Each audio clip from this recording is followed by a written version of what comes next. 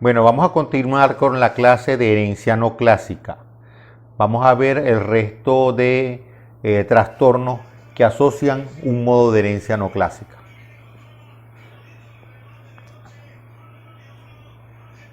Mendel decía que el fenotipo es el mismo si el alelo es heredado del padre o de la madre.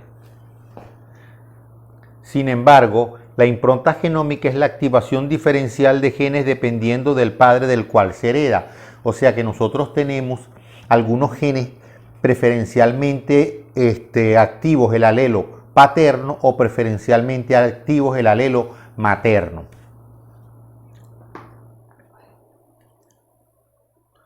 Esto se descubrió con dos enfermedades muy diferentes, pero que comparten el mismo sitio cromosómico, que son el síndrome de el síndrome de Prader-Willi y el síndrome de Angelman.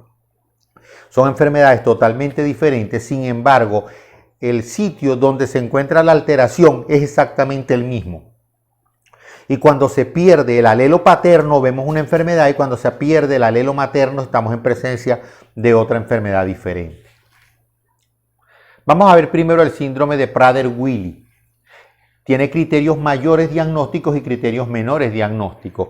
Entre los criterios mayores está una hipotonía central neonatal e infantil, problemas de alimentación, luego ganancia muy rápida de peso de entre los 12 meses y los 6 años, lo cual causa una gran obesidad.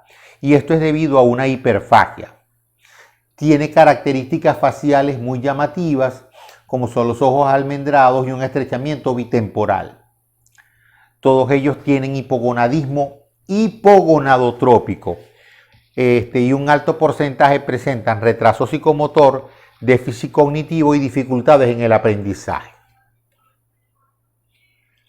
Entre los criterios menores están disminución de los movimientos fetales, esto por la propia hipotonía, problemas de conducta, problemas respiratorios, crisis de apnea, baja talla para la familia, disminución de la pigmentación, manos y pies pequeños, miopía, estrabismo, saliva espesa y dificultades para la articulación de la palabra. En ocasiones puede presentar manchas en la piel. Este es un típico paciente con síndrome de Prader-Willi, dése cuenta la obesidad, las manos y los pies pequeños, presentan retardo psicomotor, dése cuenta la presencia de pequeñas manchas y que es de tez blanca. Generalmente los pacientes con síndrome de Prader-Willi son rubios.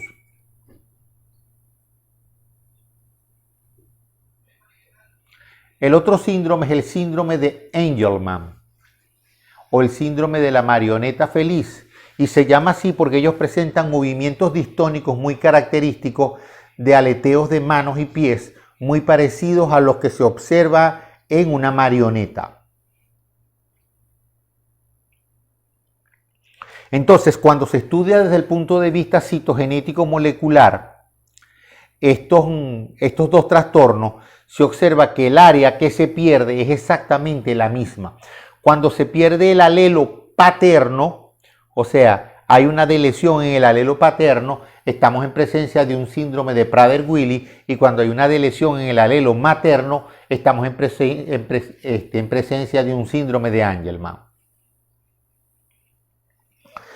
Hay otro tipo de trastorno, ya vimos la impronta genómica, ahora vamos a ver la disomía uniparental. Dese cuenta que estamos trabajando con el cromosoma 15 porque ciertamente el cromosoma 15 es el que está asociado con el síndrome de Prader-Willi y el síndrome de Angelman. Si una persona pierde el alelo materno porque tiene los dos alelos paternos expresados, entonces del cromosoma 15, entonces vamos a estar en presencia de un síndrome de Angelman. Si pierde el alelo paterno porque tienen los dos cromosomas femeninos, o sea, de la madre, entonces vamos a estar en presencia de un síndrome de Prader-Willi. Dense cuenta que aquí hay una trisomía del 15. Recuerden que las trisomías del 15 no son viables, pero puede haber un rescate trisómico y al haber ese rescate trisómico, los dos alelos que se están heredando son los maternos. Y entonces, al tener los dos alelos maternos del cromosoma 15, vamos a tener un niño con síndrome de Prader-Willi. También puede ocurrir que tenemos inicialmente una monosomía y posteriormente ocurre una duplicación somática con los mismos resultados. Si esa duplicación es del alelo materno, va a faltar el paterno, estamos en un Prader-Willi. Si esa duplicación es del alelo paterno, va a faltar el materno y vamos a estar en presencia de un síndrome de Angelman. ¿Qué consecuencias puede tener una disomía uniparental? Bueno, que las enfermedades autosómicas recesivas se presentan cuando hay un solo padre que es portador del alelo mutado. ¿Por qué? Porque hereda los dos alelos mutados de la madre, porque no hay alelo del padre. Puede transmitirse una enfermedad ligada al X de un padre varón portador a un hijo varón. ¿Por qué? Porque le aporta tanto el X como el Y. Y puede ocurrir una enfermedad recesiva ligada al X en mujeres porque está heredando los dos alelos mutados.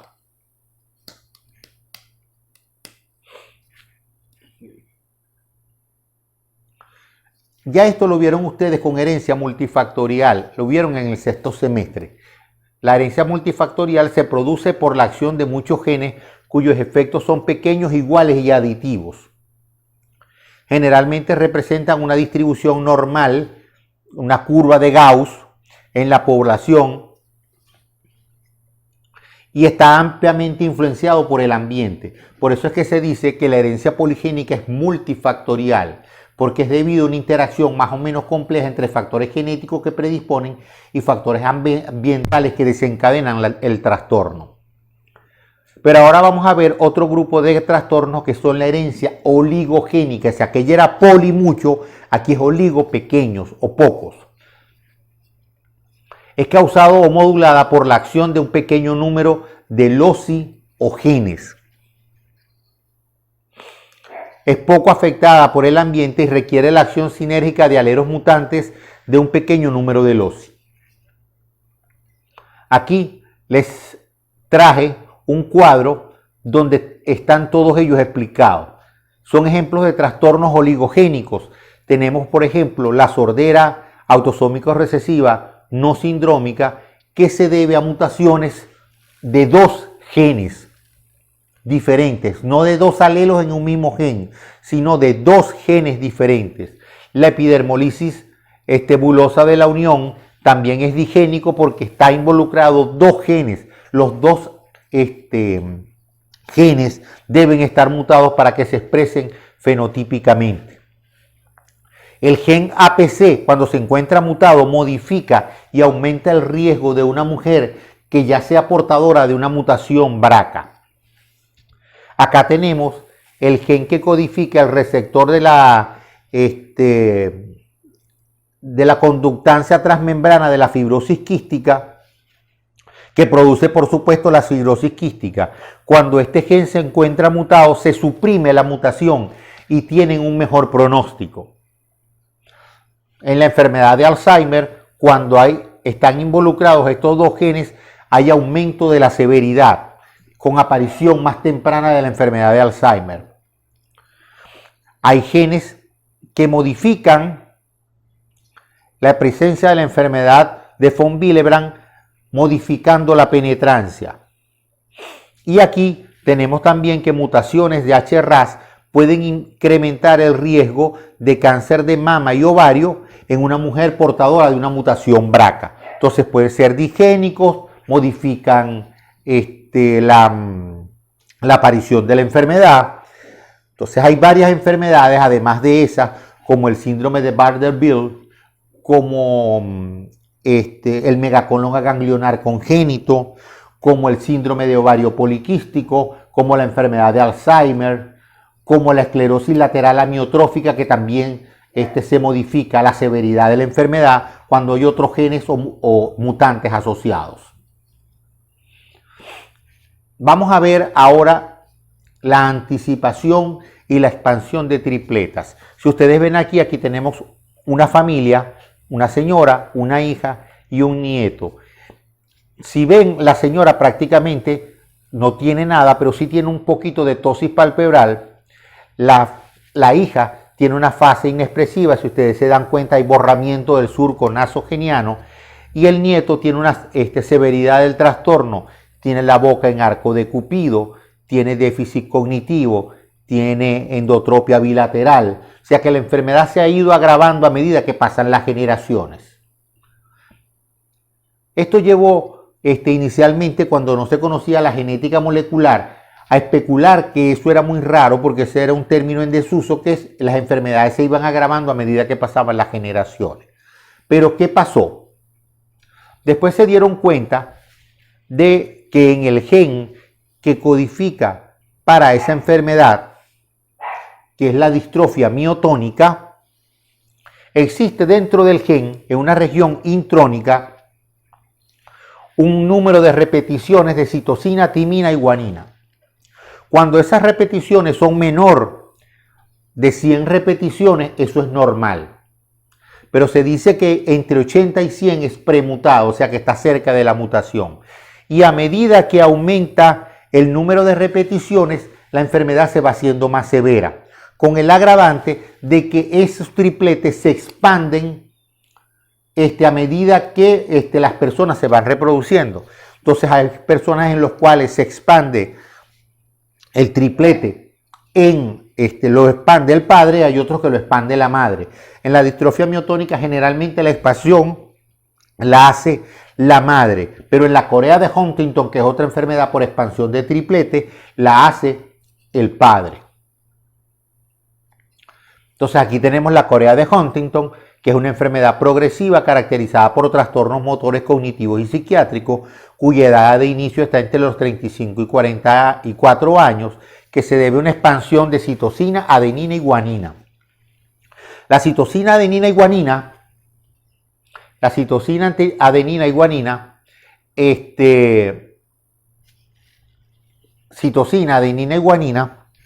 sí lleva un aminoácido. Citosina, timina y guanina no llevan un aminoácido.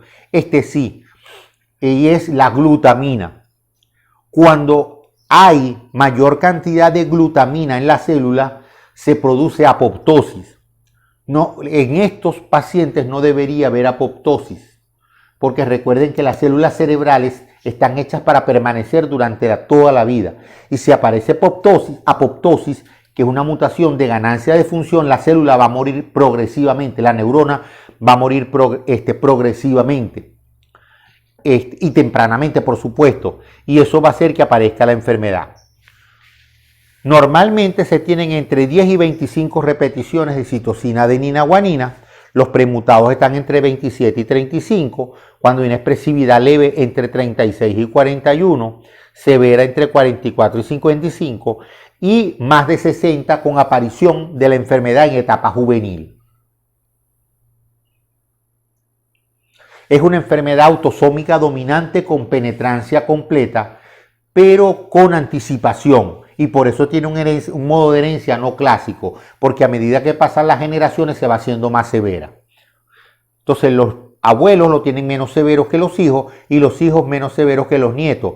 Y en este caso la expansión, si en la distrofia miotónica la hacía la mujer, en este caso la expansión la hace el hombre. Este es un cerebro de una persona que tiene corea de Huntington.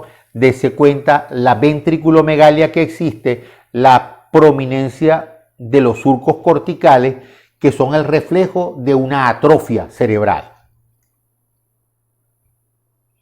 Otra enfermedad que tiene una expansión de tripletas es el síndrome de X frágil. El síndrome de X frágil es la segunda causa de déficit cognitivo en varones de origen genético. La primera es el síndrome de Down y la segunda el síndrome de X frágil. Y se llama fragilidad del X porque hay un pequeño adelgazamiento en la parte distal que es conocido como sitio frágil en el cromosoma X. Estos pacientes todos tienen básicamente las mismas características clínicas: la cara triangular, los pabellones auriculares desplegados, la mandíbula prominente y los dientes grandes y separados, además de que presentan déficit cognitivo. Tienen otras características adicionales también, como macroorquidismo, etc. Estos son pacientes de nuestra consulta, dése cuenta que las características clínicas son exactamente las mismas. Entonces, ¿cuáles son las características clínicas del síndrome de X frágil? Las vamos a dividir en prepuberales y pospuberales. En las prepuberales hay déficit o retardo en el desarrollo, hay hiperactividad, un porcentaje más o menos importante de ellos presentan autismo y un déficit cognitivo de moderado a severo, y con las anomalías craneofaciales que ya yo les dije. En etapas postpuberales, a esas anomalías craneofaciales, a ese déficit cognitivo, a esa hiperactividad y trastorno del espectro autista se le va a adicionar macroorquidismo, que es aumento del tamaño de los testículos. Les recomiendo que compren un orquidómetro, que es el aparato que nos sirve para medir el volumen testicular. Presentan una conducta errática, a veces son autoagresivos o agresivos con las otras personas.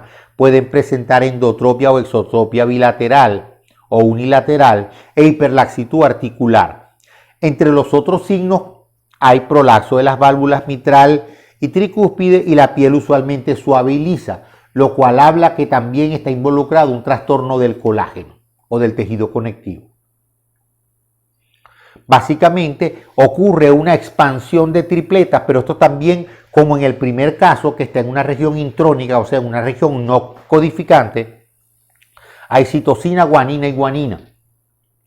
Esas gran cantidades de guaninas que van ocurriendo de citosina y guanina a medida que se va expandiendo la mutación de normal a premutado y de premutado a una mutación completa, hace que se adicionen gran cantidad de grupos metilo. Esa adición de gran cantidad de grupos metilo los lleva a ustedes al sexto semestre, cuando nosotros le dimos a ustedes que la metilación inactiva la transcripción, mientras que la etilación activa la transcripción. Entonces, al adicionarse gran cantidad de grupos metilos, se va a inactivar la transcripción de ese gen. Y es lo que va a provocar todas las características clínicas y el déficit cognitivo que se presenta en estos pacientes. Es un trastorno que tiene un patrón de herencia dominante ligado al X, y se dice que es dominante ligado al X porque las hembras pueden sufrir la condición clínica, aunque por supuesto con muchísima menor severidad. Es bastante más severa en varones. Ya con esto terminamos la clase de herencia no clásica. Espero que el curso haya sido de beneficio para ustedes y que no le tengan miedo a la genética, sino que la puedan llevar con éxito finalmente. Gracias por la atención.